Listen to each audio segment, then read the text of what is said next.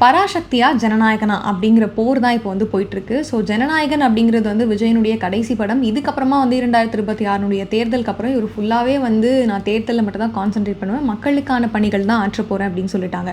இன்னொரு பக்கம் வந்து கடைசியாக நீங்கள் வந்து பார்த்துக்கோங்க அப்படின்னு சொல்லி கடைசி படத்தில் விஜய் அவர்கள் வந்து சிவகார்த்திகேயன் கிட்ட கொடுத்துட்டு போகிற மாதிரி இருக்குது. இப்போ இவங்க 2 பேருக்குள்ளேயுமே ஒரு மோதலா அப்படின்னு நிறைய யோசனைகள் வந்துட்டு இருக்கு. ஏன்னா பராசக்தி படம் வந்து 14ஆம் தேதி ரிலீஸ் ஆகும்னு சொல்லப்பட்டிருந்தது.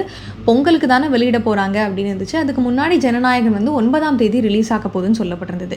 இப்போது ஜனநாயகனை ஒட்டின மாதிரி 10ஆம் தேதியே பராசக்தி படமானது ரிலீஸ் ஆக இருக்கான். 1960களில் நடந்த அந்த பழைய விஷயங்களை வந்து கேப்சர் பண்ணி திரும்ப கொடுத்ததுனால வள்ளுவர் கோட்டமில் இருக்கிற அந்த கண்காட்சியுமே வந்து இப்போ எக்ஸ்டெண்ட் பண்ணியிருக்காங்க 25ஆம் தேதி வரைக்கும். இதை தொடர்ந்து வந்து இந்த படத்தினுடைய அப்டேட் வந்து அதிகரிச்சுட்டே வருது.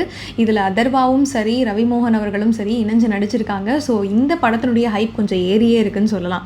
இப்போ ஜனநாயகனை பற்றி பேசுகிறாங்களா அப்படின்னு பார்த்தா கிடையாது. பராசக்தி அதை விட வந்து ஓவர் கம் பண்ணுற மாதிரியான வார்த்தைகளும் வந்து பேசிகிட்டு இருக்காங்க.